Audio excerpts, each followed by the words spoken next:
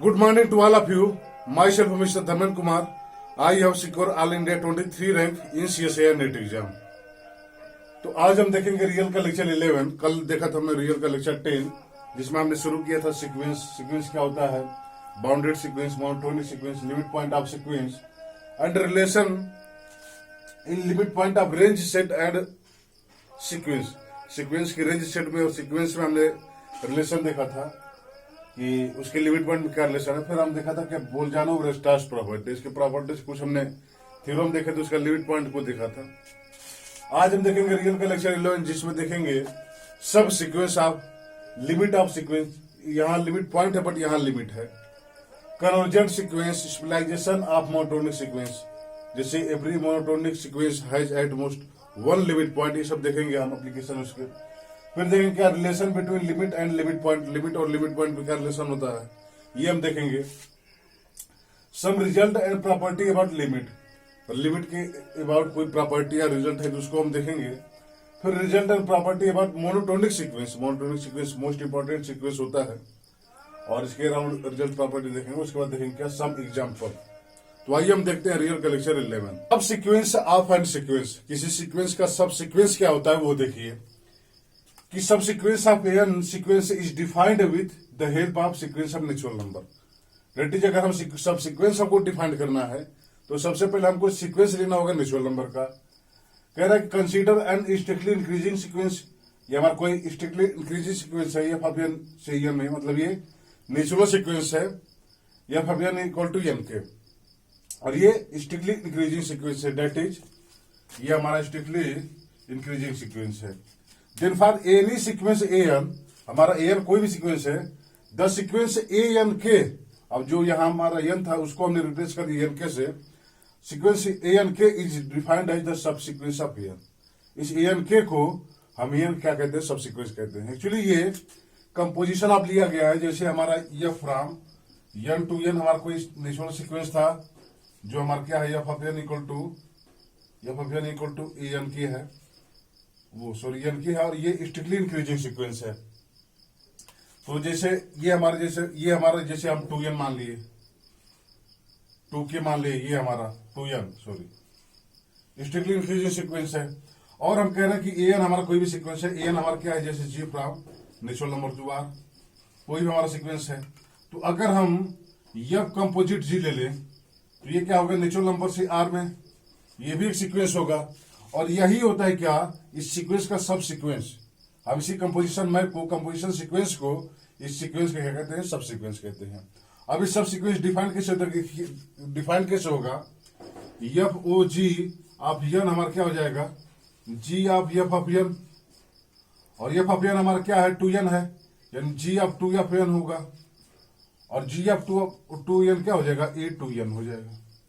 हमने जी of N को क्या लिया है, जी ऑफ एन को एन लिया है, ये हमारा सीक्वेंस एन है। तो अब आप देखिए कि अगर हमने कोई स्ट्रिक्टली इंक्रीजिंग सीक्वेंस लिया है जो कि नेचुरल सीक्वेंस है, इसका हमने कंपोजिशन लिया किसी भी सीक्वेंस का, तो हमको क्या मिल गया, ये ए टू एन मिल गया। जब हमने ये लिया, यानी ये इसका क्या हो गया, एक सब सीक्वेंस हो गया।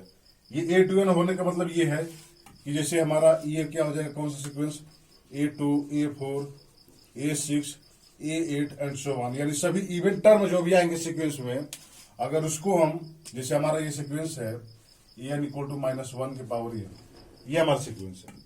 अब आप इसके टर्म कौन कौन से आएंगे देखिएगा, -1 -1 1, ये सब आएंगे। अब हमने क्या किया कि इवन टर्म जो आ रहे हैं, यानी ये वाले और जो भी आएगा, यानी 1, 1, 1, कौन, इसको हम ले लेते, ये भी एक सीक्वेंस होगा और इसी को इसका सब सीक्वेंस कहेंगे। ये हमारा क्या था, सब सीक्वेंस था। आप एग्जांपल देख सकते हैं। तो एग्जांपल अगर हम देखें, example, if n is any sequence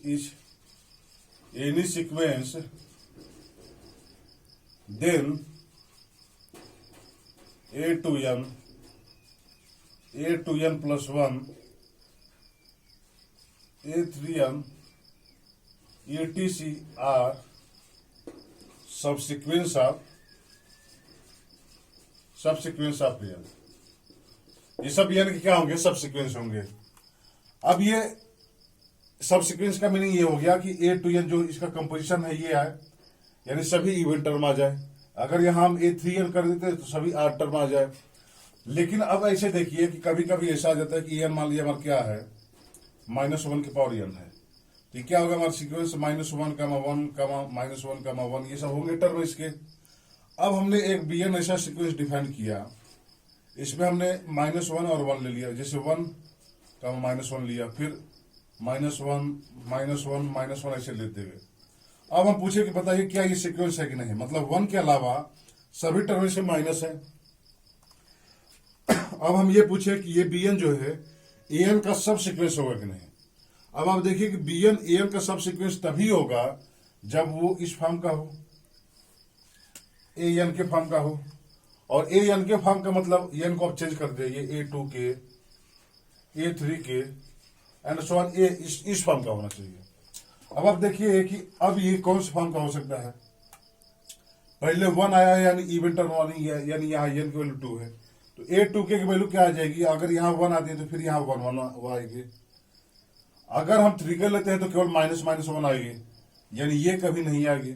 आप ऐसा कोई सीक्वेंस डिफाइन ही नहीं कर सकते, ऐसा कोई सीक्वेंस आप डिफाइन ही नहीं कर सकते कि उसके टर्म में ये आए, एक बार 1 हो, एक बार -1 हो, फिर -1 होता जाए। तो ये सब सीक्वेंस इसका नहीं होगा। इसका सबसेट जो है, मतलब इसका जो रेंज सेट है, वो छोड़ी जो रेंज सेट है उसका ये सबसेट है, उसके इक्विवेलेंट है, लेकिन ये इसका सब सीक्वेंस नहीं होगा। क्यों? क्योंकि ऐसा सीक्वेंस हम डिफाइन ही नहीं कर सकते। ऐसा सीक्वेंस हम डिफाइन कर सकते हैं तभी हमारा सब सीक्वेंस होगा, नहीं तो सब सीक्वेंस नहीं होगा। कहने का मतलब ये है कि अगर हम 2 टर्म ले रहे हैं A1 और A2 सब सीक्वेंस के, इसके बीच में 2 एलिमेंट हैं, तो फिर जो अगला टर्म आएगा इसके बीच में भी 2 का एलिमेंट का गैप होना चाहिए, इसके बाद जो अगला एलिमेंट आएगा उसमें भी 2 एलिमेंट का गैप होना चाहिए। मतलब ये कह सकते हैं आप कि आप यहाँ इसके बीच में जितनी गैप है वही इसके बीच में गैप होना चाहिए, यही इसके बीच में गैप होना चाहिए, यही इसके बीच में गैप होना चाहिए। तो तब ये जो हमारे, अगर इनका कलेक्शन हम ले तो ये सब क्या बनाएंगे, सब सीक्वेंस बनाएंगे। तो एग्जाम्पल ये रहा, आप दूसरा एग्जाम्पल देख सकते हैं, ये भी मोस्ट इंपॉर्टेंट है, यहां से जो है वो आया। आप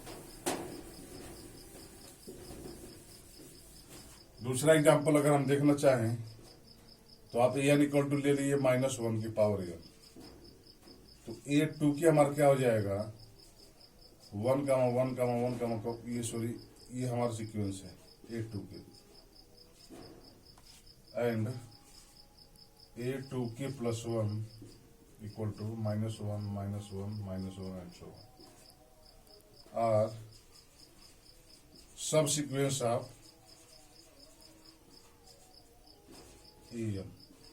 ये क्या होगा, an का सब सीक्वेंस होगा। ऐसे आप भी कोई सब सीक्वेंस डिफाइन कर सकते हैं, एग्जांपल देख सकते हैं।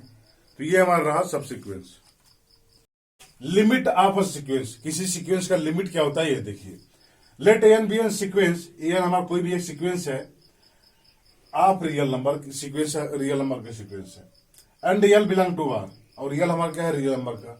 अब यहां से देखिए l में और n के मेंबर में कोई वो जो है रिलेशन नहीं दिया, इसका मतलब लिमिट जो है कोई भी पॉइंट हो सकता है, वो चाहे सीक्वेंस का टर्म हो या ना हो।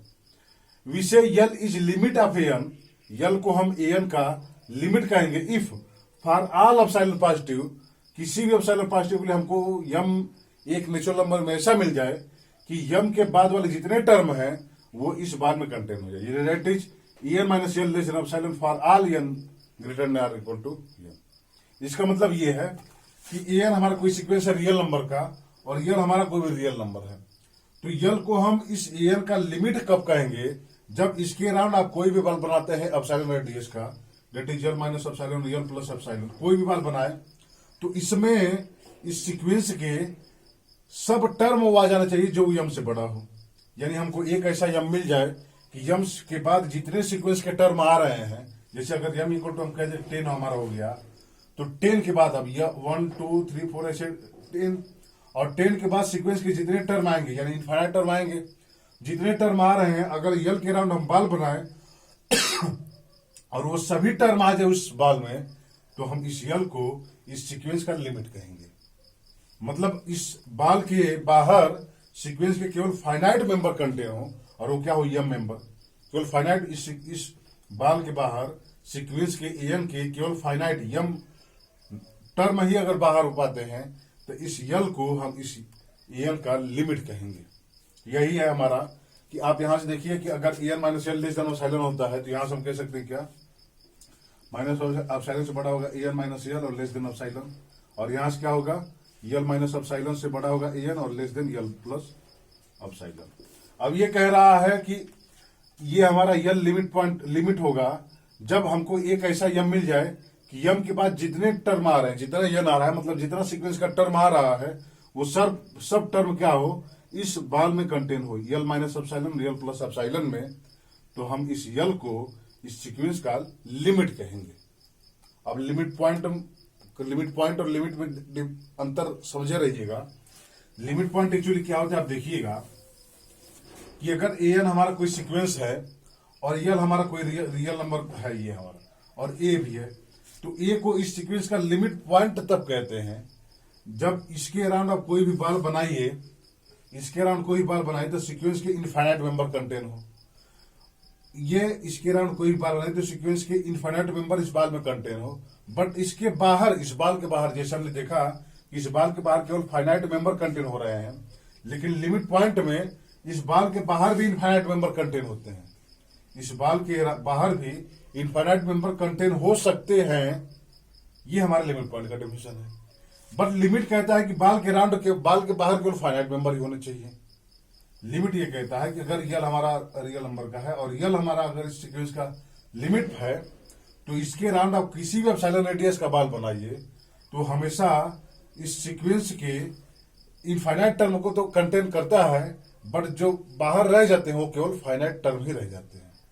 तो यहां से आप रिलेशन भी देख सकते हैं कि अगर लिमिट है तो लिमिट पॉइंट भी होगा वो। क्यों?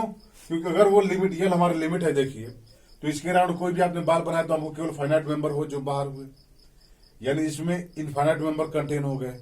और लिमिट पॉइंट का यही डिफिनेशन होता है कि यल अगर एन का लिमिट पॉइंट है तो यल के अराउंड आप कोई बाल बनाइए तो उसमें इनफाइनाइट मेंबर कंटेन होना चाहिए। अब बाल के बाहर इनफाइनाइट है कि फाइनाइट है, ये लिमिट पॉइंट डिस्कशन नहीं करता। वो कहता है कि बाल के अंदर इनफाइनाइट होनी चाहिए, बट लिमिट कहता है कि बाल के अंदर तो इनफाइनाइट होने चाहिए बट बाल के बाहर हमेशा फाइनाइट होनी चाहिए। जैसे अगर हम सीक्वेंस ए एन लें और ए एन हमारा क्या है, -1 की पावर एन, तो अब आप देखिएगा कि इसका लिमिट पॉइंट क्या होगा। लिमिट पॉइंट हमारा क्या था, -1, ये हमारा लिमिट पॉइंट है, यानी -1 के अराउंड कोई बाल बनाए तो इसके इनफाइनाइट टर्म कंटेन हो रहा है, -1 इनफाइनाइट बार आएगा। वैसे ये लिमिट पॉइंट है एक्चुअली। बट क्या इसके पास लिमिट होगा? इसके पास लिमिट नहीं होगा। अगर इसके पास लिमिट होता है यल, तो आप इसके अराउंड अगर कोई भी बाल बनाते तो बाल के बाहर केवल फाइनाइट टर्म ही रह पाते, और केवल फाइनाइट टर्म रह पाते तो इसमें से फाइनाइट टर्म से कोई लिमिट पॉइंट हो नहीं सकता था, इसी में से लिमिट पॉइंट हो सकता था। और अगर ये लिमिट होता तो यल ही हमारा केवल लिमिट पॉइंट होता, जबकि इसके लिमिट पॉइंट 2 है और लिमिट हमेशा 1 होता, क्योंकि अगर यहां होता तो यहां से कह सकते हैं इसके पास कोई लिमिट नहीं होगा, लिमिट पॉइंट होगा। यहां से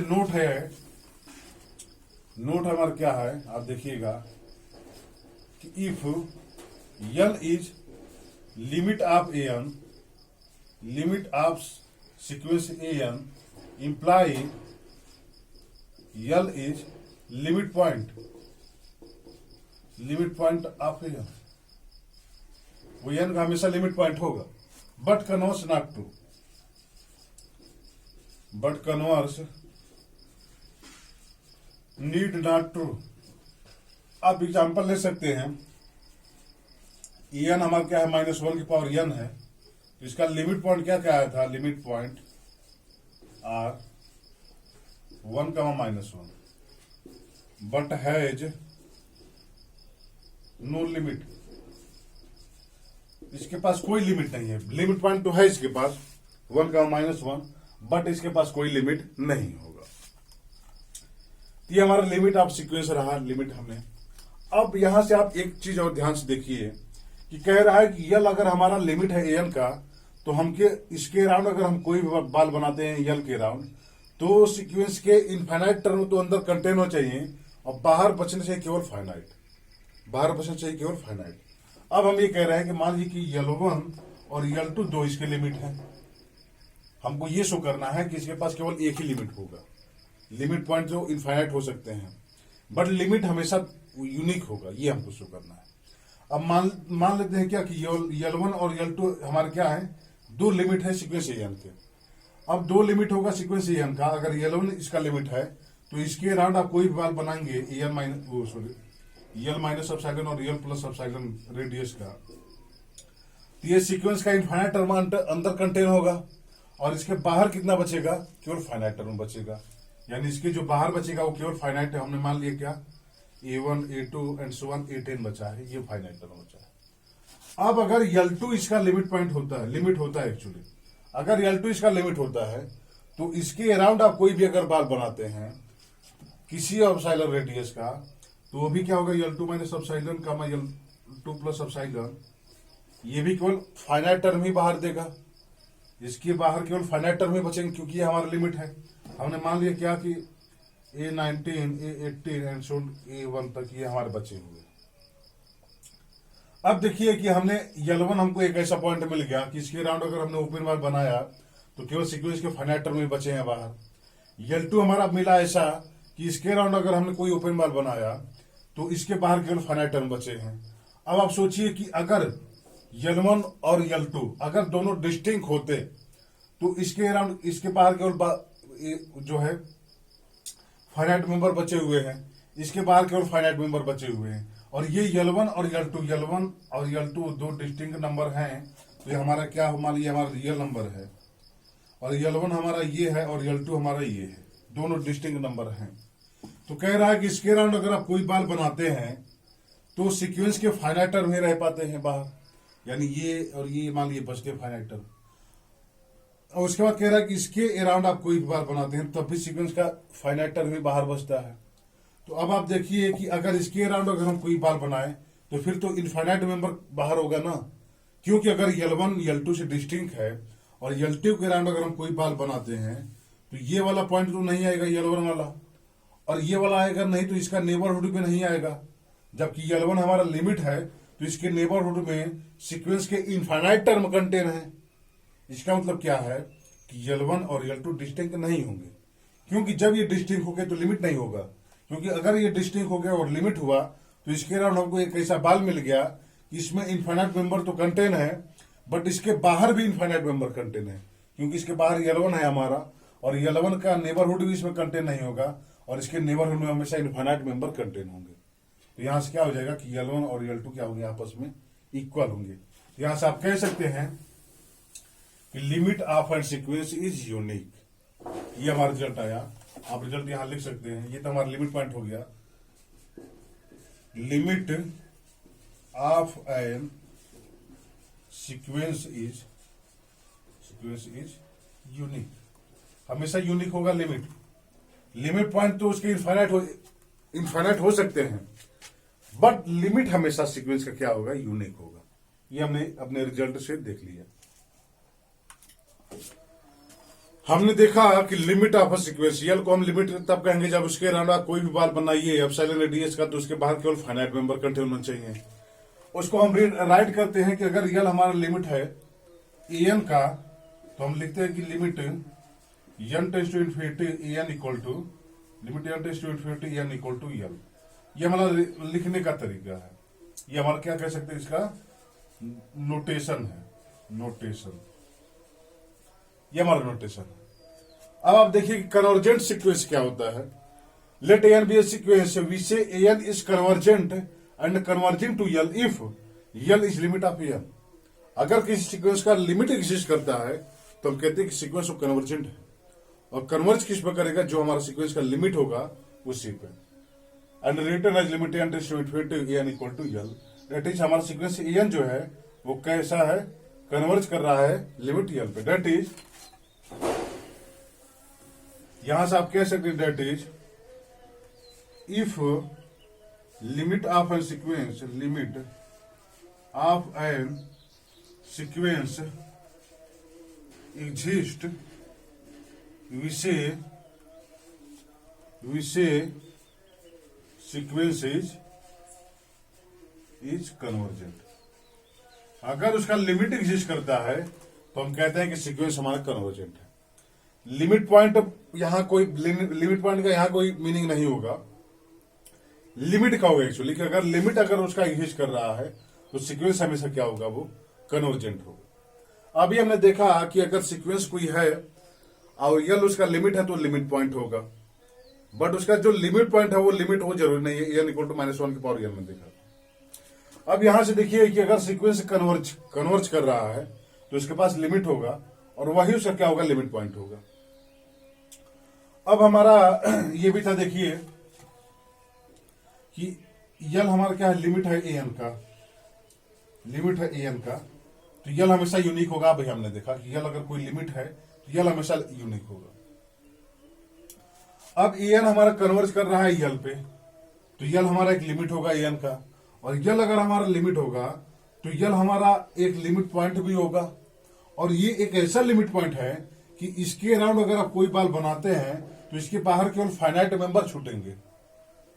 यल अगर लिमिट पॉइंट है तो लिमिट पॉइंट का डिफिनेशन ही यही है कि for all epsilon positive there is m belong to n such that en minus l less than epsilon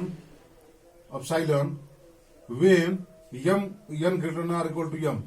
जब m के बाद हम कोई भी सीक्वेंस का टर्म लेते हैं तो हमेशा वो n minus l less than epsilon होगा। डेट इज यल के अराउंड हम एप्सिलॉन रेडियस का बॉल बनाए तो उसमें n सभी कंटेन होंगे जो m से बड़े हैं, और m से बड़े हैं सभी तो m से छोटे कितने होंगे, केवल फाइनाइट ही होंगे।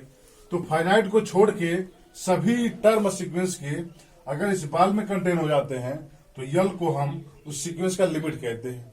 अब कह रहे हैं कि अगर हमारा सीक्वेंस कन्वर्ज कर रहा है यल पे, तो यल हमारा लिमिट होगा। लिमिट के अराउंड अगर कोई बाल बनाते हैं तो सीक्वेंस का केवल फाइनाइट टर्म ही बाहर रहेगा।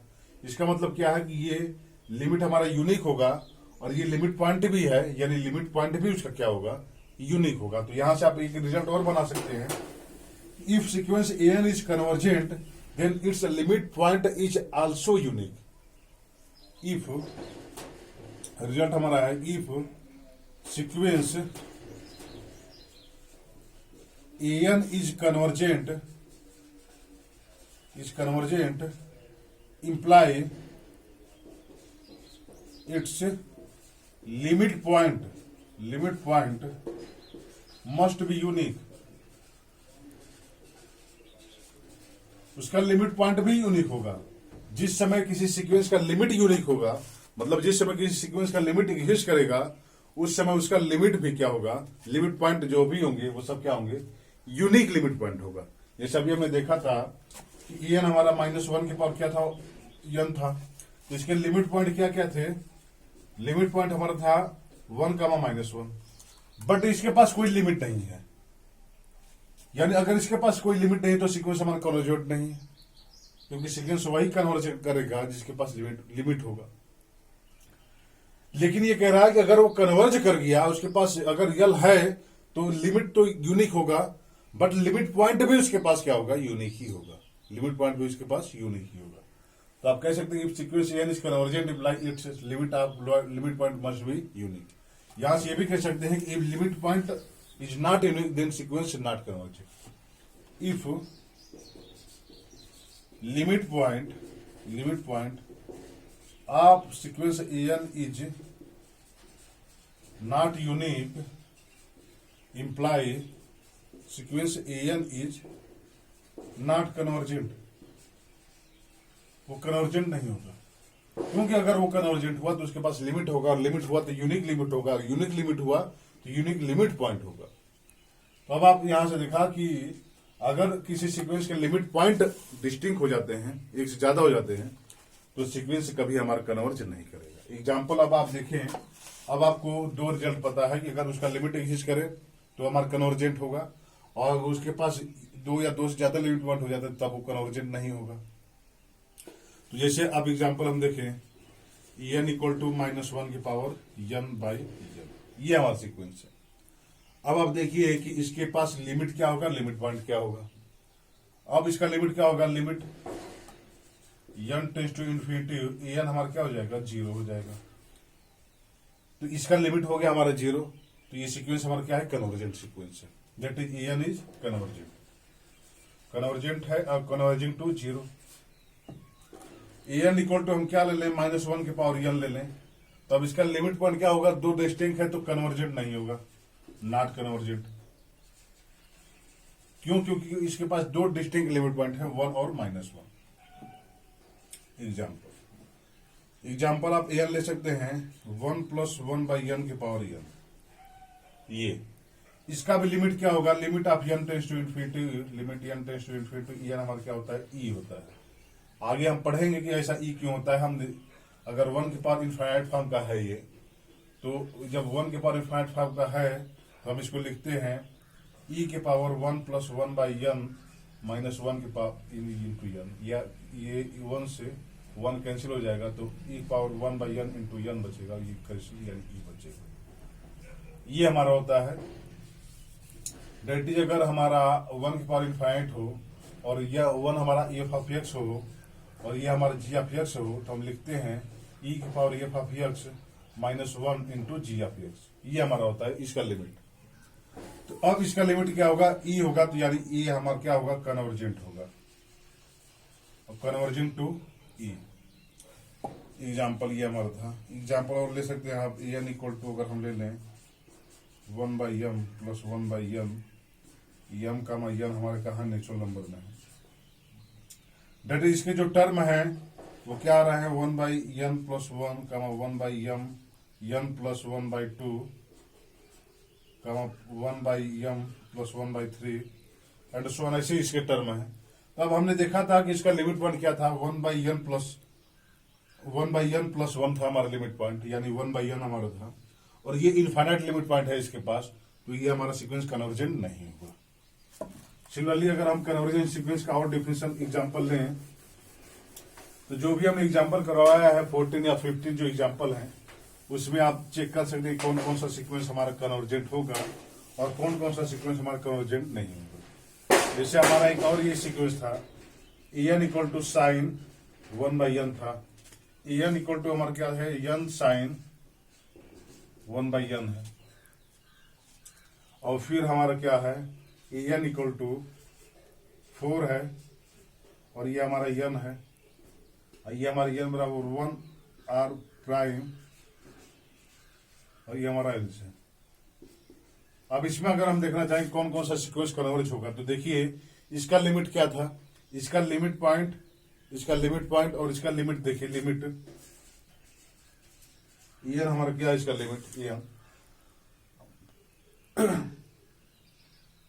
लिमिट एन इसका क्या है, देखिए लिमिट एन हमारा क्या हो गया, इसका 0 हो गया। अब n टेंड्स टू इन्फिनिटी करेंगे 1/∞, तो sin 1/0, सॉरी sin 1/∞, और sin इन्फिनिटी क्या होता है, जैसे limit n tends to infinity करेंगे आप sin 1/m का, ये क्या हो जाएगा हमारा sin 0, और ये वैल्यू होती है 0। अब ये क्यों 0 हो जा रहा है, ये हम सब कंटिन्यूअस फंक्शन पढ़ेंगे तो वहां देखेंगे कि अगर f हमारा कंटिन्यूअस है तो limit n tends to infinity f of n equal to f of limit n tends to infinity. अगर f हमारा कंटिन्यूअस फंक्शन है तो limit n tends to infinity equal to f of limit n tends to infinity. अगर f हमारा continuous function, f हमारा sine है तो sign हमारा कंटिन्यूअस फंक्शन होता है, तो ये साइन हमारा बाहर हो जाएगा, लिमिट यहां चला जाएगा, लिमिट 1/n 0 हो जाएगा, और साइन 0 की वैल्यू 0 हो जाती है, तो इसका लिमिट क्या हो जाएगा, 0 हो जाएगा। तो सीक्वेंस हमारा ये क्या है, कन्वर्जेंट है। सिमिलरली अगर हम इसको देखें, en इक्वल टू हमारा क्या है, ये en equal to sign 1/n/1/n, ये हमारा सीक्वेंस है। अब कह रहा है पता ये हमारा कन्वर्जेंट है कि नहीं, तो limit n tends to infinity sine 1/n/1/n, ये 0/0 फॉर्म का है, तो इसकी वैल्यू क्या होती है, हमेशा 1 होती है। ये भी हमारा क्या है, सीक्वेंस का लिमिट 1 है हमारा, और ये सीक्वेंस हमारा क्या है, कन्वर्जेंट है। ये सीक्वेंस अगर हम चेक करें कि ये हमारा सीक्वेंस कन्वर्जेंट है कि नहीं, आप देखिएगा कि हमने अभी कहा कि अगर सीक्वेंस कन्वर्जेंट है तो उसके पास लिमिट होगा, लिमिट है तो लिमिट पॉइंट होगा, लिमिट पॉइंट यूनिक होगा। इसके पास 4 तो हमेशा लिमिट पॉइंट होगा, लिमिट पॉइंट इसके पास यूनिक है, 4 ही तो इसके पास लिमिट पॉइंट है केवल, बाकी सब तो इन्फाइनाइट पर जा रहे हैं। बट ये फिर भी कन्वर्जेंट नहीं है। इसके पास लिमिट पॉइंट है और लिमिट पॉइंट भी यूनिक है, बट ये सीक्वेंस कन्वर्ज नहीं है। अगर हमने देखा कि अगर सीक्वेंस हमारा कन्वर्जेंट है, मोस्ट इंपोर्टेंट एग्जांपल है ये, अगर सीक्वेंस हमारा कन्वर्जेंट है तो उसके पास लिमिट होगा, लिमिट होगा तो लिमिट पॉइंट होगा, और लिमिट पॉइंट हमेशा यूनिक होगा। यानी अगर सीक्वेंस हमारा कन्वर्जेंट है तो उसके पास लिमिट पॉइंट यूनिक होगा। बट किसी सीक्वेंस के पास अगर लिमिट पॉइंट यूनिक हो तो सीक्वेंस कन्वर्जेंट हो, ये जरूरी नहीं है। इसका एग्जांपल ये रहा कि ये जो हमारा an है, इसका एक, जब ये हमारा 4 होगा जब n इक्वल टू 1 प्राइम हो, और ये n होगा जब इसके अलावा कोई हो, तो इसका लिमिट पॉइंट क्या होगा? लिमिट पॉइंट केवल 4 होगा, यूनिक होगा। बट ये सीक्वेंस फिर भी कन्वर्जेंट नहीं है। क्यों? क्योंकि जब n टेंड्स टू इंफिनिटी जा रहा है, ये इनफाइनाइट में टेंड कर रहा है, यानी इसका लिमिट एग्जिस्ट नहीं कर रहा है। लिमिट पॉइंट तो है इसके पास, बस इसके पास लिमिट नहीं है, इसलिए सीक्वेंस हमारा क्या है? ये कन्वर्जेंट नहीं है। यानी हमने ये देख लिया कि अगर हमारा सीक्वेंस कन्वर्जेंट है तो उसके पास यूनिक लिमिट पॉइंट होगा, बट अगर उसके पास यूनिक लिमिट पॉइंट है, ये सीक्वेंस कन्वर्जेंट हो या ना हो ये जरूरी नहीं है। ये हमारा एग्जांपल। अब हम देखते हैं, ऐसे आप एग्जांपल फाइंड आउट कर सकते हैं।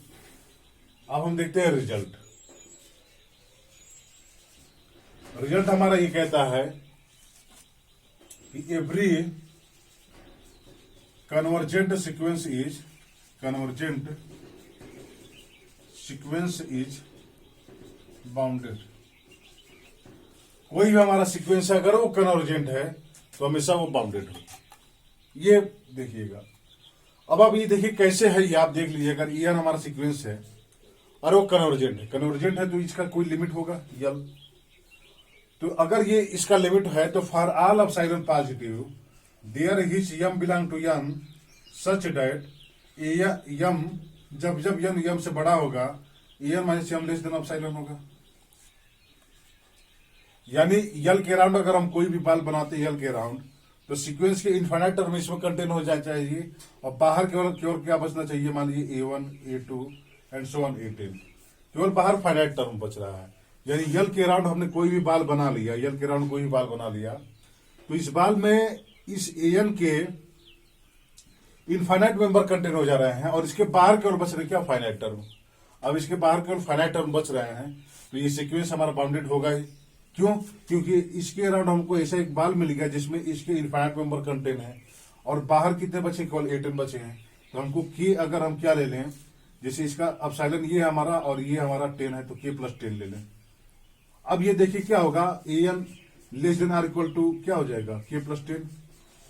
क्योंकि इसके अराउंड अगर हम एप्सिलॉन रेडियस का, जैसे हमने एप्सिलॉन प्लस 10 ले लिया, एप्सिलॉन रेडियस का कोई बाल बनाते हैं तो इसमें तो इसके इनफाइनाइट टर्म आ जाएंगे, और जो फाइनाइट बच रहे हैं वो इसमें आ जाएंगे, प्लस 10 ऐड कर दिए तो।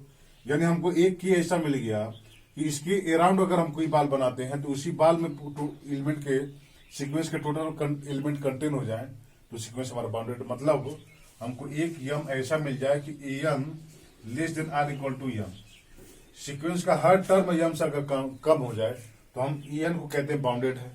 अब हमने देखा कि अगर इसका यल लिमिट है तो इसके अराउंड कोई भी बाल बनाइए तो सीक्वेंस का इनफाइनाइट मेंबर कंटेन होगा। यानी हमने ये बाल बनाया और ये हमारा an सीक्वेंस है, तो इसके इनफाइनाइट मेंबर इसमें कंटेन हो गए इस बाल में। अब केवल बचे क्या? Finite member.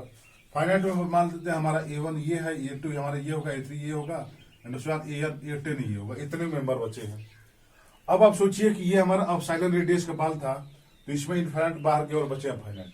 अगर ये दूरी r हो मान लीजिए यहां से, तो अगर एप्सिलॉन प्लस r का रेडियस का अगर हम बाल बनाते हैं तो बाल हमारा क्या बनेगा? ये बनेगा, और ये बनेगा। तो अब सीक्वेंस के सभी टर्म इसमें कंटेन हो गए।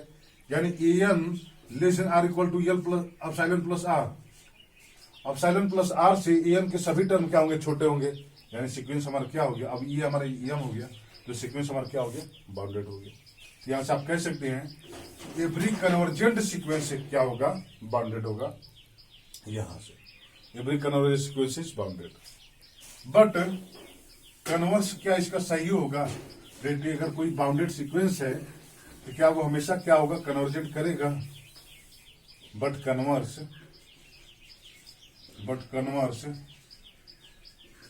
Need not be true,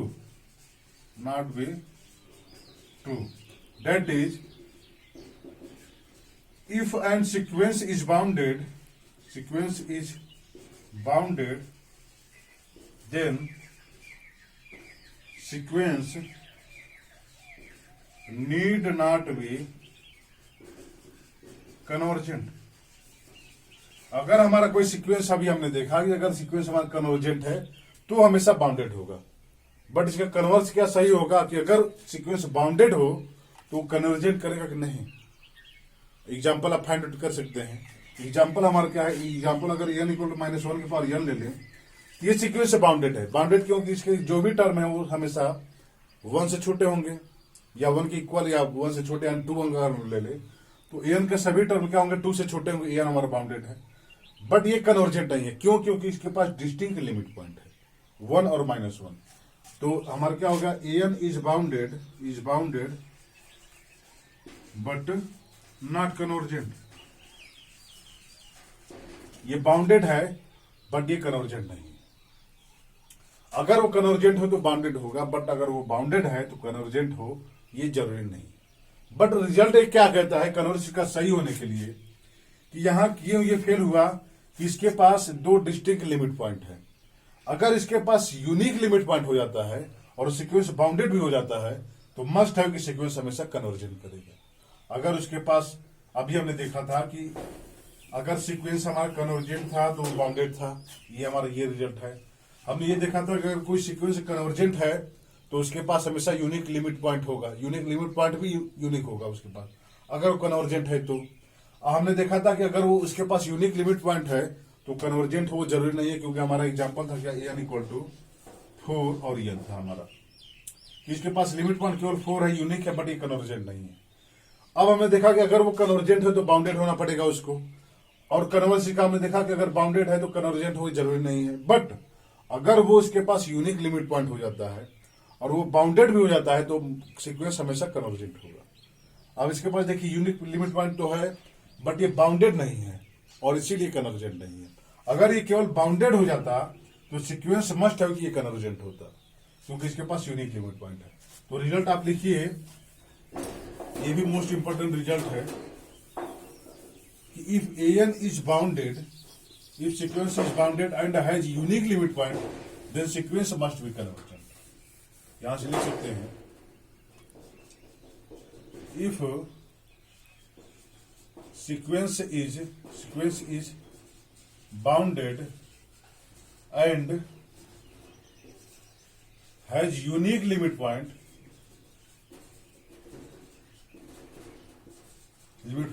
imply sequence an is convergent। मतलब इसका कन्वर्स पार्ट तब ट्रू हुआ जब उसके पास यूनिक लिमिट पॉइंट हुआ। मतलब यहां आने के बाद आप देखिए, अगर सीक्वेंस हमारा बाउंडेड है तो बाउंडेड सीक्वेंस कभी उसका लिमिट कभी इनफाइनाइट नहीं हो सकता, यानी फाइनाइट होगा। फाइनाइट होगा तो अब वो कन्वर्जेंट नहीं होगा, तो केवल एक ही वजह यही हो सकता है कि उसके लिमिट पॉइंट डिस्टिंक्ट हो। अगर हम उनको भी इक्वल करवा दें, लिमिट पॉइंट को इक्वल करवा दें, तो हमेशा वो क्या होगा, कन्वर्जेंट होगा। यानी अगर कोई भी हमारा सीक्वेंस है और अगर वो बाउंडेड हो जाता है, उसके पास जो लिमिट पॉइंट है अगर वो यूनिक हो जाते हैं तो सीक्वेंस हमेशा क्या होगा, वो कन्वर्जेंट होगा।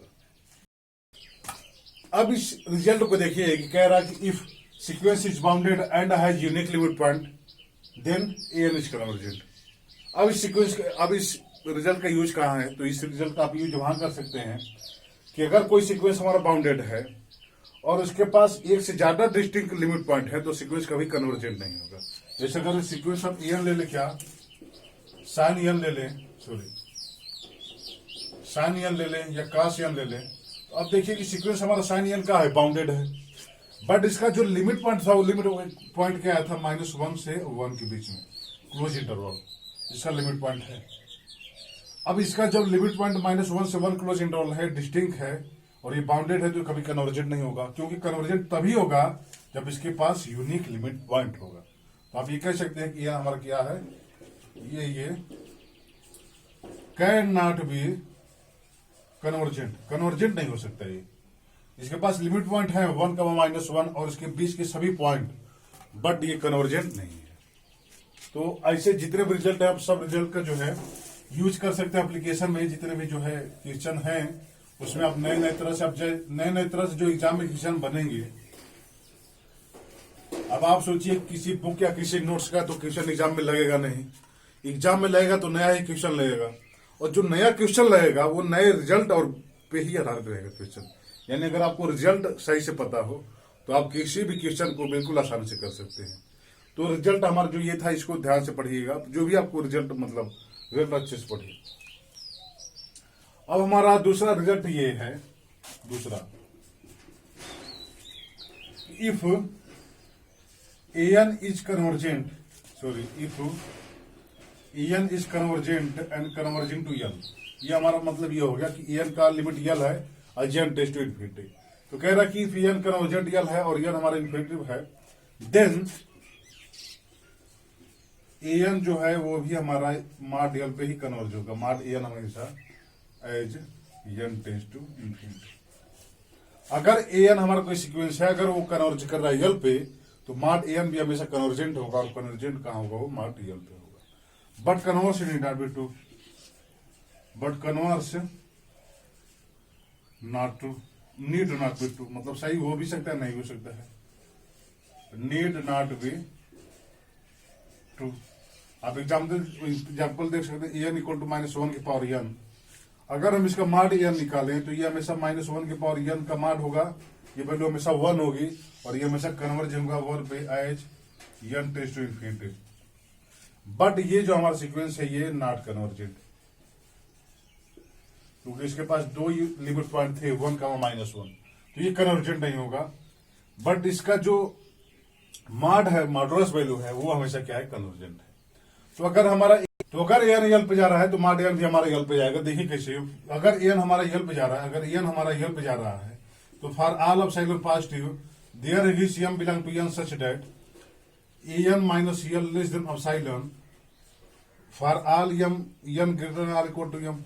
यानी n के बाद जितना भी m के बाद जितने भी n आ रहे हैं, अगर उनका टर्म ले ले सीक्वेंस का, और l के अराउंड कोई बाल बनाते हैं, तो वो हमेशा बाल में सभी टर्म कंटेन होंगे। ये हमारे में नहीं है, मतलब इसके बाहर केवल फाइनाइट टर्म बचे हुए हैं।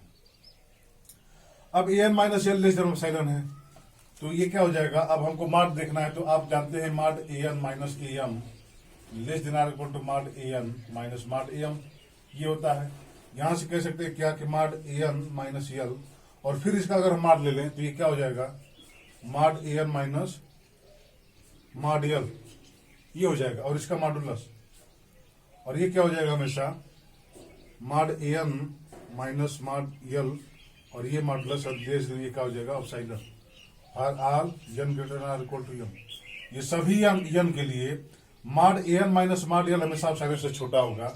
और यहां से क्या कह सकते हैं कि मॉड an जो है वो कन्वर्ज करेगा इसमें मॉड l पे as n tends to infinity. ये हमारा हो जाएगा कि अगर ये है तो ये होगा, बट ये है तो ये हो जरूरी नहीं है, ये हो तो ये है ये जरूरी नहीं है, बट अगर ये है तो ये होगा। यानी अगर an l पे कन्वर्ज कर रहा है तो मॉड an हमेशा मॉड l पे कन्वर्ज करेगा। नेक्स्ट रिजल्ट है हमारा कि monotonic sequence can have eight most one limit point. कोई हमारा मोनोटोनिक सीक्वेंस है तो या तो उसके पास लिमिट पॉइंट होगा ही नहीं, लेकिन अगर लिमिट पॉइंट होता तो हमेशा वो क्या होगा, 1 ही होगा, मतलब यूनिक होगा। अब आप सोचिए ऐसा क्यों है कि अगर हमारा सीक्वेंस an हमारा क्या है, मोनोटोनिक है, तो मोनोटोनिक होने का मतलब क्या है कि a1 बड़ा होगा या छोटा होगा, a2 से बड़ा होगा छोटा होगा, a3 से n1 ऐसे होगा, और a1 बड़ा होगा a2 होगा, ये हमारा होगा। यही कोई हो सकता है, या तो इंक्रीजिंग हो या तो डिक्रीजिंग हो, मोनोटोनिक है तो।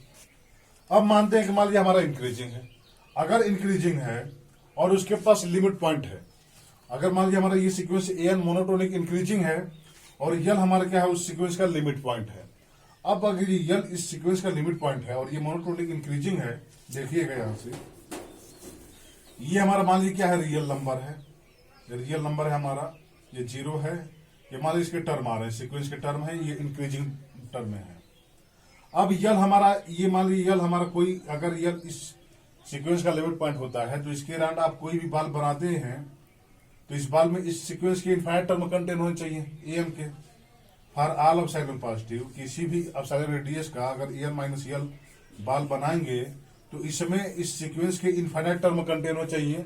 अगर ये लिमिट पॉइंट होगा तब, लिमिट होगा तब इसके बाहर फाइनाइट टर्म होना चाहिए। बट अगर ये लिमिट पॉइंट है तो इसमें इनफाइनाइट टर्म कंटेन होना चाहिए। मतलब इस बाल में इसके बाहर इनफाइनाइट हो या फाइनाइट हो, इसको हमको मतलब नहीं।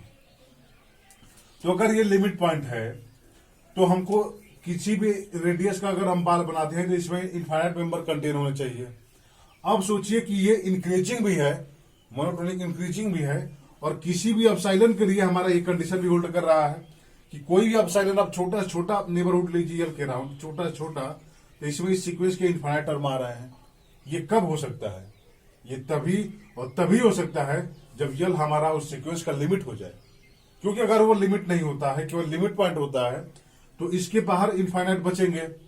और इसके बाहर इनफाइनाइट बचने का मतलब ये हुआ कि अब इससे अगर छोटा आप अपसाइलन चूज करते हैं तो हमको एक एक अपसाइलन ऐसा मिल ही जाएगा कि EN माइनस यल हमेशा इन्फिनिटी हो जाए, हमेशा इन्फिनिटी हो जाएगा। क्यों? क्योंकि ये इंक्रीजिंग सीक्वेंस है, यानी सब इंक्रीज कर रहे हैं। मतलब एक टर्म हमारा A1 ये, A2 ये, हमारा A3 ये है, ये सब इंक्रीज कर रहे हैं। अगर यल हमारा लिमिट है अगर इसका, तो हमको ये अपसाइलन अगर हम ये 20 वाले दूर कोई ले ले तो हमको एक अपसाइलन ऐसा मिल जाएगा कि केवल ये कंटेन होगा, इससे छोटा अपसाइलन ले तो केवल ये कंटेन होगा। तो इसका मतलब ये है कि अगर ये मोनोटोनिक है और उसके पास लिमिट है तो वो हमेशा लिमिट पॉइंट है तो हमेशा लिमिट हो जाएगा। वो अगर उसके पास कोई लिमिट पॉइंट है तो हमेशा वो क्या हो जाएगा? लिमिट हो जाएगा। अगर वो क्या है? मोनोटोनिक इंक्रीजिंग सीक्वेंस है तो, अगर वो मोनोटोनिक इंक्रीजिंग सीक्वेंस है तो अगर उसके पास कोई लिमिट है, लिमिट पॉइंट है, तो सीक्वेंस का हमेशा वो क्या हो जाएगा? लिमिट हो जाएगा। और जब वो लिमिट हो गया सीक्वेंस का, तो सीक्वेंस का लिमिट पॉइंट हमेशा यूनिक होता है। तो कह सकते हैं कि अगर मोनोटोनिक सीक्वेंस के पास अगर लिमिट पॉइंट कंटेन होता है तो लिमिट पॉइंट हमेशा क्या होगा? यूनिक होगा, अगर मोनोटोनिक सीक्वेंस है तो यहां से अब इसके पास तो ये होगा कि अगर इसके पास लिमिट पॉइंट रखता है तो हमेशा क्या होगा? वो यूनिक होगा। अब केवल एक कंडीशन इसमें और ऐड कर दें कि अगर ये सीक्वेंस बाउंडेड हो जाए और इसके पास लिमिट पॉइंट हो तो लिमिट पॉइंट हमेशा यूनिक होगा, सीक्वेंस हमारा बाउंडेड होगा। तो अगर हमने अभी पिछले रिजल्ट देखा था कि अगर हमारा कोई सीक्वेंस बाउंडेड होता है और लिमिट पॉइंट होता है तो हमेशा कन्वर्जेंट होगा। यानी अगर हम यहां से एक ऐड कर दें कि if sequence is, if monotonic sequence is, if monotonic sequence is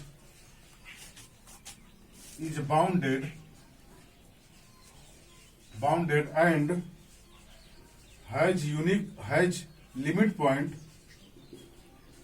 point imply ये करेगा कि सीक्वेंस कन्वर्जेंट। क्योंकि हमने यहां से देख लिया था कि अगर हमारा सीक्वेंस मोनोटोनिक है तो उसके पास अगर लिमिट पॉइंट होता है तो यूनिक होता है। दूसरा ये है कि अगर वो सीक्वेंस के पास लिमिट पॉइंट यूनिक होता है और सीक्वेंस अगर वो बाउंडेड हो जाए तो कन्वर्जेंट होगा। तो अगर हमारा कोई मोनोटोनिक सीक्वेंस है और वो बाउंडेड हो जाता है और इसके पास अगर लिमिट पॉइंट है तो लिमिट पॉइंट हमेशा यूनिक होगा। तो यहां से कह सकते हैं कि सीक्वेंस हमारा कन्वर्जेंट होगा। यानी every monotonic bounded sequence is convergent, every monotonic bounded sequence is convergent. यहां से कह सकते हैं यहां से कि एवरी मोनोटोनिक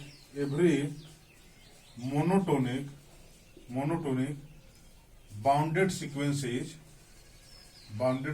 इज कन्वर्जेंट। क्योंकि सीक्वेंस हमारा बाउंडेड हो गया तो उसके पास मस्ट हैव लिमिट पॉइंट होगा।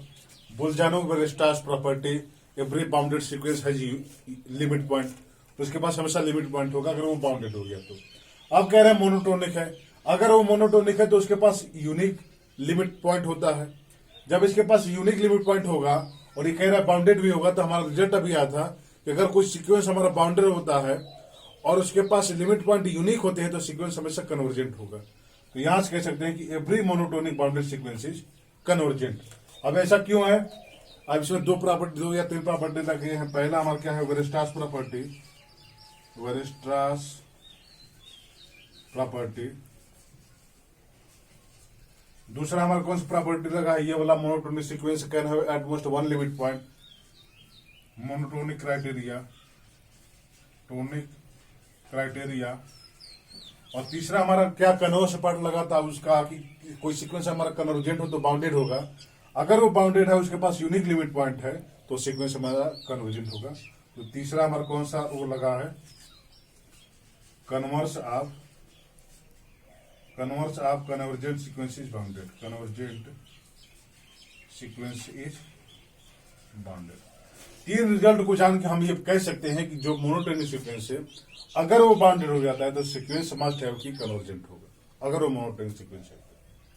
अब यहां से देखिए, अगर हमारा कोई मोनोटोनिक सीक्वेंस है और वो इंक्रीजिंग है, अगर कोई मोनोटोनिक सीक्वेंस है इंक्रीजिंग है और वो केवल बाउंडेड एबव है, अब आप सोचिएगा मोनोटोनिक सीक्वेंस हमारा इंक्रीजिंग है, A1 से बड़ा होगा A2, ये A3, ये यहां से क्या होगा A3 एंड सो ऑन, ऐसे करते करते। तो अगर ये मोनोटोनिक इंक्रीजिंग सीक्वेंस है, मोनोटोनिक इंक्रीजिंग सीक्वेंस है, आप देखिएगा तो कहीं ना कहीं से तो ये शुरू होगा। अब जहां से ये शुरू हो रहा है वो हमारा क्या हो जाएगा, इस सीक्वेंस का इन्फिमम हो जाएगा। मतलब यहीं से तो सभी जो भी A1, A2 and so on जो भी है, और ये अगर इंक्रीजिंग सीक्वेंस है तो A1 तो सबसे छोटा होगा ना, तो A1 हमारा क्या हो जाएगा, इसका इन्फिमम हो जाएगा। यानी अगर कोई हमारा सीक्वेंस इंक्रीजिंग है, मोनोटोनिक इंक्रीजिंग है, तो हमेशा वो क्या होगा, इन्फिमम होगा, यानी बाउंडेड बिलो होगा हमेशा वो। यानी हमेशा एक टर्म हमको ऐसा मिल जाएगा कि उससे सभी टर्म बड़े होंगे क्योंकि इंक्रीजिंग है। अब हम केवल ये कह दें कि हमारा कोई सीक्वेंस है वो मोनोटोनिक इंक्रीजिंग है और बाउंडेड एबव है, तो बाउंडेड बिलो तो ऑटोमेटिक था, बाउंडेड एबव है, बाउंडेड हो गया तो कन्वर्ज होगा। तो यहां से कह सकते हैं if an is monotonic increasing and bounded above imply an is monotonic and bounded, और ये इंप्लाई क्या करेगा कि an is कन्वर्जेंट। एग्जाम में ऐसे क्वेश्चन लगे रहते हैं कि हमारा एन अगर मोनोटोनिक है, वो बाउंडेड एबव हो जाता है, मोनोटोनिक इंक्रीजिंग है, बाउंडेड एबव हो जाता है, तो कन्वर्जेंट होगा कि डाइवर्जेंट होगा। या इससे बेसिस क्वेश्चन भी आते रहता है, अभी हम क्वेश्चन देखेंगे। तो आप ये मोस्ट इंपॉर्टेंट है, आप देखिएगा कि अगर एन हमारा इंक्रीजिंग है, एन हमारा इंक्रीजिंग है तो ऐसे ही होगा, A1 से बड़ा होगा, A2 से बड़ा होगा, A3 से बड़ा होगा, ऐसे ये होगा, इंक्रीजिंग है। तो अब जब ये इंक्रीजिंग है तो इसके पास बाउंडेड बिलो तो है ही, क्योंकि A1 एक ऐसा हमारा टर्म है कि इसके जितने भी टर्म है वो सब इससे बड़े हैं, ये हमारा बाउंडेड बिलो ऑटोमेटिक है। अब हमको केवल कहने की जरूरत है कि अगर ये बाउंडेड एबव हो जाता है तो हमारा सीक्वेंस क्या हो जाएगा, बाउंडेड हो जाएगा। तो हम ये कह दें कि अगर हमारा कोई मोनोटोनिक इंक्रीजिंग है और वो बाउंडेड एबव है तो बाउंडेड होगा, अब बाउंडेड होगा तो वो कन्वर्जेंट होगा। सिमिलरली अगर ये कह सकते हैं कि अगर वो मोनोटोनिक डिक्रीजिंग है, अगर वो डिक्रीज होगा तो A1 हमेशा बड़ा होगा किससे, A2 से, अब ये बड़ा होगा इससे, ये बड़ा होगा A3 से एंड सो ऑन, ऐसे चलेगा। तो अब आप देखिए कि अगर ये डिक्रीजिंग है तो जो हमारा AN वाला टर्म है उससे तो सभी टर्म क्या है, बड़े हैं, यानी ये हमारा क्या है, इसका सॉरी A1 जो है, A1 से सभी एलिमेंट क्या है, छोटे हैं सीक्वेंस के, A1 से सभी एलिमेंट क्या है सीक्वेंस के, छोटे हैं। ये हमारा क्या हो जाएगा, अपर बाउंड हो जाएगा, इस सीक्वेंस का क्या हो जाएगा, ये सुप्रीमम हो जाएगा इस रेंज सेट का, या कह सकते हैं कि इस सेट का ये अपर बाउंड हो जाएगा।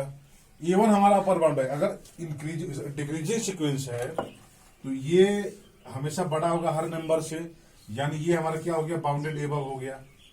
अब हमको सीक्वेंस बाउंडेड होने के लिए क्या करना, केवल कि अगर वो बाउंडेड बिलो हो जाता है, मतलब हमको एक टर्म ऐसा मिल जाए कि उससे सभी बड़े हैं, तब ये कह सकते हैं कि बाउंडेड बिलो भी है और बाउंडेड एबव भी है, तो इट इज बाउंडेड है।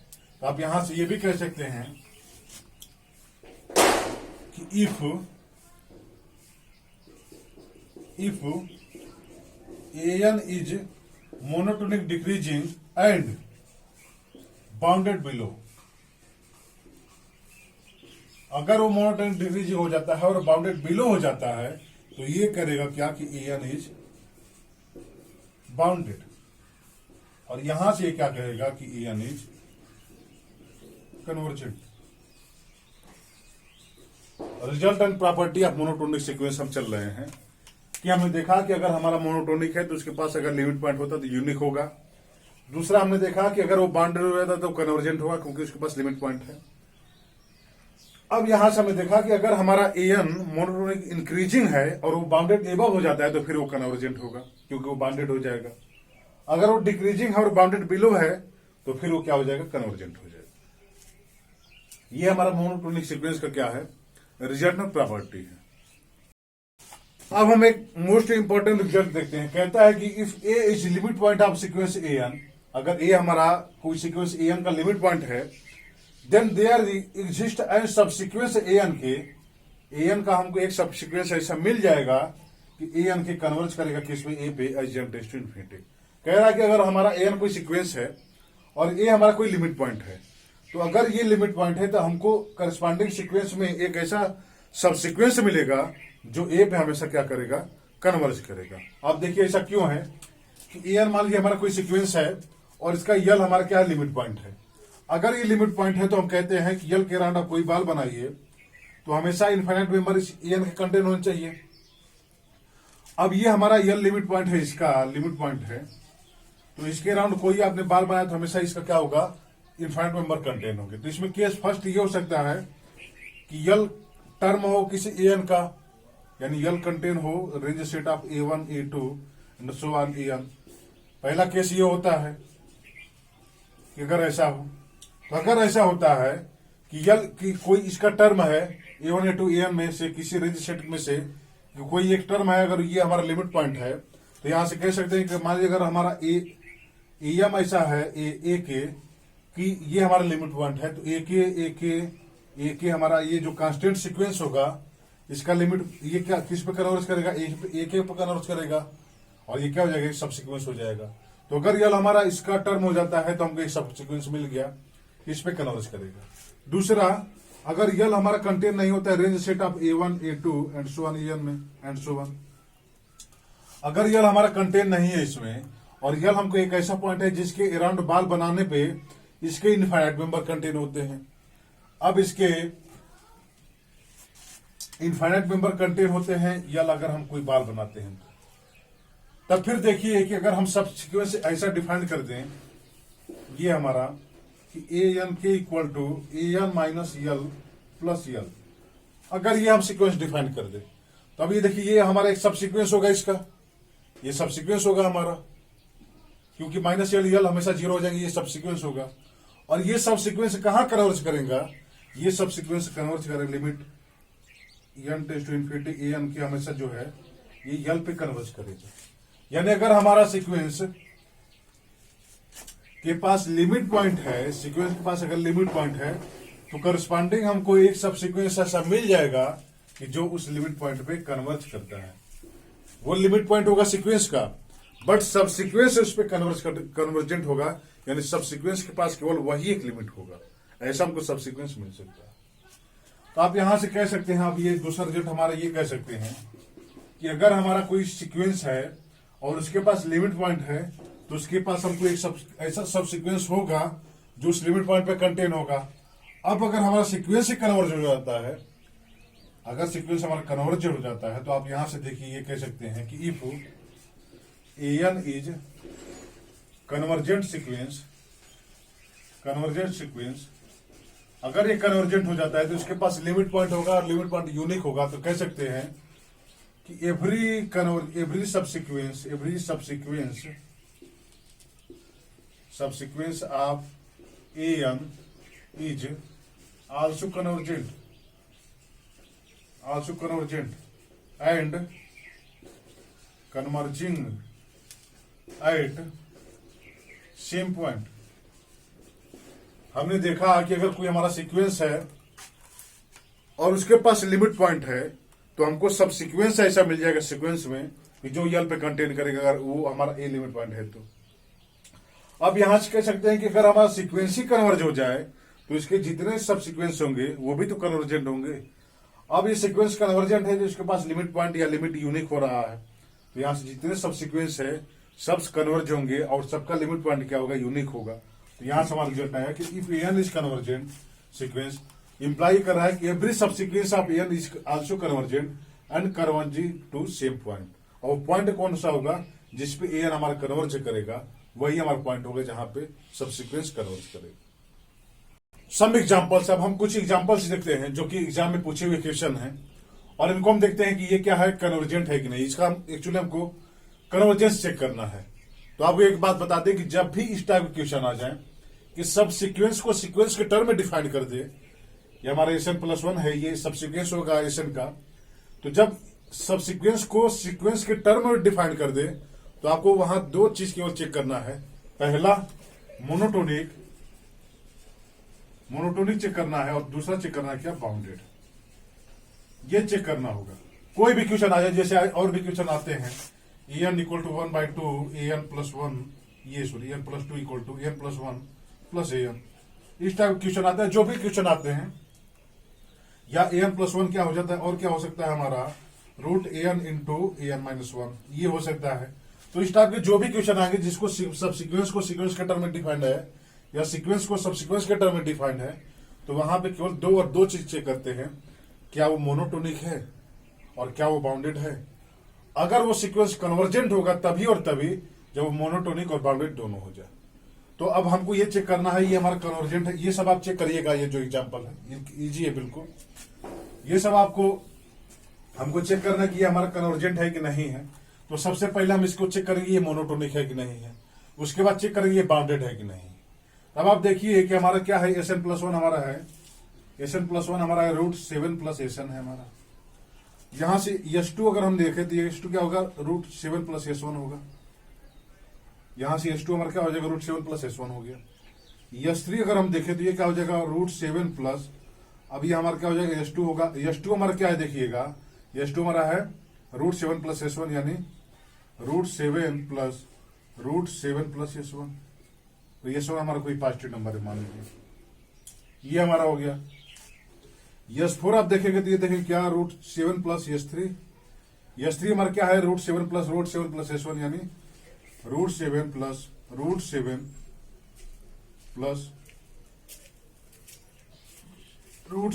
S1, ये है हमारा। अब आप देखिए कोई भी वैल्यू लेंगे जब एडिशन से, तो ये हमेशा 7 से कम होगा। क्यों, क्योंकि ये वैल्यू हमेशा 7 से कम होगी, ये वैल्यू 7 से कम होगी, और कितना भी टाइम ऐड करेंगे तो हमेशा 7 से कम होगा। यानी सीक्वेंस तो हमारा बाउंडेड है। जो हमारा सीक्वेंस SN होगा वो हमेशा क्या होगा, बाउंडेड होगा, बाउंडेड बाई 7, ये हमारा बाउंडेड है। अब हमको इसको चेक करना है ये मोनोटोनिक है कि नहीं है। तो ये मोनोटोनिक तो आपको दिख ही रहा होगा कि S1 हमारा क्या था, S1 हमारा कोई पॉजिटिव नंबर है, तो S2 हमारा क्या है, √7 + S1। ये हमेशा S2 बड़ा होगा S1 से, हमेशा S2 बड़ा होगा S1 से, क्योंकि √7 इसमें ऐड किया गया है। S3 हमेशा जो है S2 से बड़ा होगा, क्यों, क्योंकि S3 हमारा क्या है, √7 + S1, ये हमारा, ये हमेशा बड़ा होगा। यानी ये SN जो हमारा है ये मोनोटोनिक सीक्वेंस है, मोनोटोनिक इंक्रीजिंग सीक्वेंस है, और ये बाउंडेड भी है। अब ये मोनोटोनिक इंक्रीजिंग है और बाउंडेड है, तो SN हमारा क्या है, SN इज कन्वर्जेंट। क्यों, क्योंकि ये मोनोटोनिक भी है और इंक्रीजिंग भी है। अब ये कन्वर्जेंट है, तो कन्वर्जेंट किस पॉइंट पे होगा आप देखिएगा, तो कन्वर्जेंट उस पे होगा जो इसका लिमिट पॉइंट होगा। और ये कन्वर्जेंट है, इसका लिमिट और लिमिट पॉइंट दोनों सेम होगा, और ये वो यूनिक होगा, वो चाहे सीक्वेंस का हो चाहे सब सीक्वेंस का हो। अगर वो कन्वर्जेंट है सीक्वेंस, तो उसके जितने सब सीक्वेंस होंगे वो सब उसी सीक्वेंस पे कन्वर्ज करेंगे, यानी ये जो सब सीक्वेंस है वो भी सीक्वेंस पे कन्वर्ज करेगा। तो हमारा SN क्या हो गया, कन्वर्जेंट हो गया। Let limit n tends to infinity SN = L, अगर ये L होता है तो सब सीक्वेंस भी इसी पे कन्वर्ज करेगा, यानी यहां से क्या हो जाएगा, L = √7 + L, ये हमारा हो जाएगा, क्योंकि इसका भी लिमिट L ही होगा, इसका भी लिमिट L ही होगा, और लिमिट पॉइंट हमेशा यूनिक हो जाएगा क्योंकि कन्वर्जेंट है हमारा। तो SN हमारा कन्वर्जेंट हो गया, तो ये हमारा ये कंडीशन हो गया। यहां से अब हमको L की वैल्यू फाइंड आउट करनी है। तो L हमारा क्या हो गया, देखिए L² = 7 + L हो जाएगा, यानी L² - 7 - L = 7, यानी L² - L - 7 = 0। L = 1 ± (√) b² - 4ac plus 28/2, यानी क्या हो जाएगा, 1 ± 29/2। ये हमारा L हो गया, यानी L एक बार ये क्या हो गया, 1 + √29/2 और काम 1 - √29/2। ये हमारे L के दो वैल्यू आ गया। हमको बताना कि L का कौन सा वैल्यू एक ही तो होगा, ये कन्वर्जेंट है तो इसका लिमिट हमेशा यूनिक होगा। हम देख रहे हैं कि ये दो वैल्यू आ रहे हैं। अब आप देखिए कि Sn हमारा क्या है, S1 हमारा पॉजिटिव है तो S2 भी पॉजिटिव होगा, S3 भी पॉजिटिव होगा, तो फॉर ऑल Sn हमारा क्या होगा, Sn हमारा पॉजिटिव होगा। और फॉर ऑल Sn पॉजिटिव है हमारा, तो आप यहां से देखिए कि जब ये पॉजिटिव है तो जो इसका लिमिट पॉइंट होगा वो भी पॉजिटिव होगा। तो यहां से ये कह रहा है कि अगर ये लिमिट पॉइंट होता है तो ये तो निगेटिव हो जाएगा, जबकि सीक्वेंस के टर्म सभी क्या है, पॉजिटिव है, तो ये लिमिट पॉइंट कभी नहीं हो सकता। जैसे ये हमारा 0 है, ये हमारे पॉजिटिव नंबर है, तो सीक्वेंस के टर्म अगर सब हमेशा यही है तो लिमिट पॉइंट तो यही से कहीं होगा ना, लिमिट पॉइंट तो इधर आ नहीं सकता, तो ये लिमिट पॉइंट नहीं होगा। तो यहां से कह सकते हैं कि लिमिट पॉइंट क्या होगा, 1 + √29/2। तो इस सीक्वेंस का लिमिट क्या होगा, 1 + √29/2 होगा, और इस सीक्वेंस क्या होगा, कन्वर्जेंट होगा। तो यहां से कह सकते हैं कि sequence is convergent and limit n tends to infinity Sn = L = 1 + √29/2 ये हमारा। तो इस टाइप के जो भी अगर क्वेश्चन आते हैं एग्जाम हॉल में, तो सबसे पहले आपको चेक करना है कि वो बाउंडेड है कि नहीं, और दूसरा नंबर चेक करना है कि वो मोनोटोनिक है कि नहीं। सिमिलरली आप इसको भी ऐसे ही कर सकते हैं कि सबसे पहले आप चेक करिए कि ये बाउंडेड है कि नहीं है, उसके पास देखें कि क्या ये मोनोटोनिक इंक्रीजिंग है कि डिक्रीजिंग है। तो आप देखिए Sn + 1 हमारा क्या है, 1/2 An + 1/2/An, यानी ये क्या हो गया हमारा An + An/2 + 1/An, ये हमारा क्या है, An + 1 है, ये हमारा An है, सॉरी ये हमारा है An + 1 है, क्या है हमारा An/2 + 1/An। अब आप देखिए कि अगर An प्लस, सबसे पहले हम ये चेक करें कि बाउंडेड है कि नहीं। यहां से देखिए आप, इसको बाउंडेड होने के लिए हमको यम ऐसा नंबर मिल जाना चाहिए कि सभी टर्म इससे क्या हो जाए, छोटे हो जाए, उस यम से सभी टर्म इसके क्या हो जाए, छोटे हो जाए।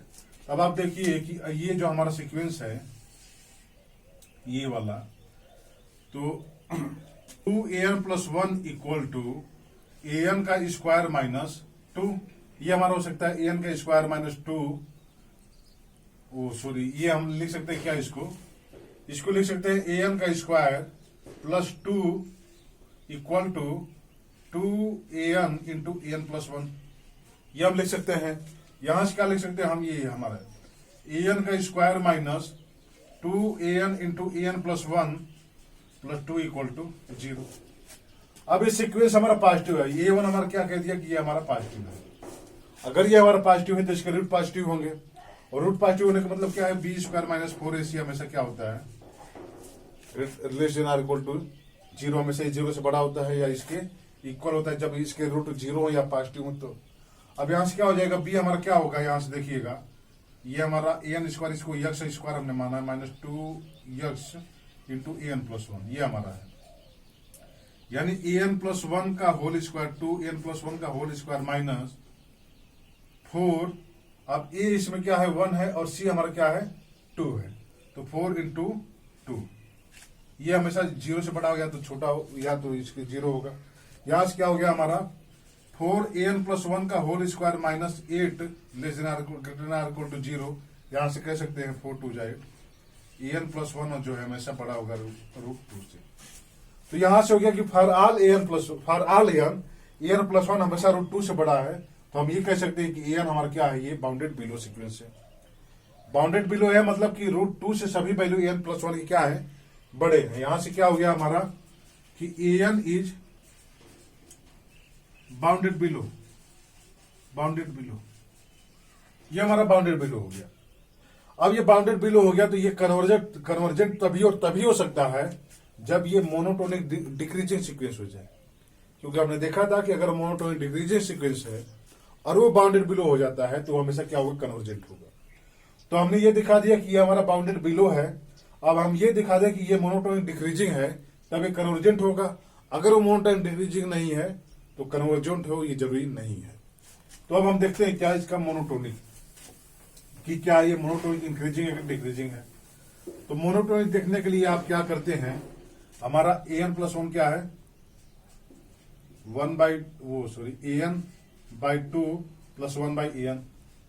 अब मोनोटोनिक देखने के लिए हम क्या करें, An + 1 - An दिखा, ये क्या हो जाएगा हमारा, ये देखिएगा An + 1 - An क्या होगा, ये होगा An/2 + 1/An - An, ये हो जाएगा। ये क्या हो जाएगा an माइनस 2 यानी minus an by 2 plus 1 by an, ये हमारा होगा। यहां से क्या हो जाएगा माइनस an का स्क्वायर प्लस 2 बाई 2an, ये हमारा है an प्लस 1 माइनस an। अब ये देखना है कि ये पॉजिटिव होगा कि नेगेटिव होगा। अगर ये पॉजिटिव हुआ तो मोनोटोनिक इंक्रीजिंग होगा और ये नेगेटिव हुआ तो मोनोटोनिक डिक्रीजिंग होगा। अब ये देखने के लिए हम इसको क्या करें, डेरिवेटिव कर दें। आपको मोनोटोनिक चेक करने का पता है, मोनोटोनिक हम फंक्शन कैसे चेक करते हैं, उसको डेरिवेटिव करते हैं। डेरिवेटिव अगर नेगेटिव है यानी एफ डैश अगर एक्स हमारा क्या होता है नेगेटिव होता है तो डिक्रीजिंग होता है, और एफ डैश एक्स अगर हमारा पॉजिटिव होता है तो हमारा क्या होता है इंक्रीजिंग होता है। अब ये हमारा क्या, अगर हम इसको y मान लें, हमारा क्या हो minus x square plus 2 by 2x है, तो dy बाई डी एक्स क्या होगा आप यहां से देखिएगा, ये क्या 2x इंटू माइनस 2x, और ये माइनस ये बचा रहेगा minus x square plus 2 into 2 by 4x square. अब ये देखिए क्या हो जाएगा माइनस 4x स्क्वायर, अब minus 2x square minus sorry ये प्लस हो जाएगा, अब माइनस 4 बाई 4x स्क्वायर, ये हमारा होगा। अब ये वैल्यू क्या हो जाएगी minus 2x square minus 4 by 4x square. अब ये वैल्यू देखिए हमेशा, अब इसमें से आप ये कॉमन लेंगे तो minus x square minus 2 by x square, ये वैल्यू हमेशा पॉजिटिव होगी, ये वैल्यू हमेशा पॉजिटिव होगी, और ये वैल्यू हमेशा क्या होगी देखिए माइनस एक्स स्क्वायर माइनस 2, ये वैल्यू हमेशा निगेटिव होगी, क्योंकि ये वैल्यू हमेशा पॉजिटिव होगी, ये निगेटिव हमेशा निगेटिव होगी। यानी d y by d x हमारा क्या है निगेटिव है, यानी ये कह सकते हैं कि an प्लस 1 माइनस an हमारा क्या है निगेटिव है। और जब ये निगेटिव हुआ तो यहां से क्या हो गया an plus 1 less than an, यहां से क्या हो गया कि ये हमारा मोनोटोनिक डिक्रीजिंग सीक्वेंस है, यानी यहां से क्या हो गया a5 से बड़ा है a4 से बड़ा है a3 से बड़ा है a2 से बड़ा है a1, यही है मीनिंग ना इसका। इसका मतलब क्या है कि ये मोनोटोनिक डिक्रीजिंग सीक्वेंस है। अब ये मोनोटोनिक डिक्रीजिंग है और बाउंडेड बिलो √2 से, तो ये हमेशा क्या होगा कन्वर्जेंट होगा, ये हमेशा क्या होगा कन्वर्जेंट सीक्वेंस होगा। अब कन्वर्ज किस पे करेगा, ये अगर इसका लिमिट पॉइंट हम लेते हैं, आप देखिएगा कि if l is limit point, if l is limit, तो इसके जितने सब सीक्वेंस होंगे सभी यल पे कन्वर्ज करेंगे, यानी n प्लस 1 इसका सब सीक्वेंस है, यानी यल इक्वल टू क्या हो जाएगा हमारा 1/2 यल का यल प्लस 2/यल, ये हमारा हो जाएगा।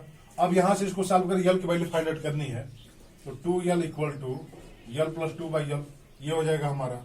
यहां से क्या हो जाएगा हमारा एक यल यानी यल इक्वल टू 2/यल, यहां से यल की value plus minus √2, but L positive है हमारा तो यल हमारा क्या हो जाएगा √2 हो जाएगा, तो इसका लिमिट क्या हो जाएगा √2 हो जाएगा। डेट इज ये सीक्वेंस हमारे साथ कन्वर्जेंट होगा। अब कन्वर्ज करेगा किस पे, limit n tends to infinity n equal to √2, ये हमारा सीक्वेंस है। तो सिमिलरली अगर ऐसे कोई भी सीक्वेंस आए तो आप बिल्कुल आसानी से चेक कर सकते हैं कि हमारा कन्वर्जेंट है कि नहीं है। जैसे आप एग्जांपल ये लीजिए, अब ये क्वेश्चन आप करिएगा खुद जो है कि an प्लस 1 हमारा कैसा हो 1/2 an प्लस an माइनस 1 है पहला हमारा। दूसरा हमारा an प्लस 1 क्या है √an इंटू an माइनस 1 है हमारा। a1 का a2 दो पॉजिटिव नंबर है। तो अब इसमें चेक करना है कि कौन कौन कन्वर्जेंट होगा तो किस पॉइंट पर कन्वर्जेंट होगा।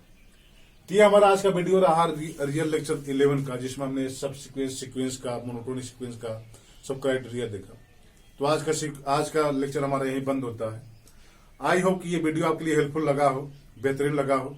तो अगर आपके लिए हेल्पफुल और बेहतरीन लगा हो तो चैनल को सब्सक्राइब करें, वीडियो को शेयर करें, लाइक करें, और कोई कमी हो तो कमेंट करके जरूर बताएं। Thank you for watching my video.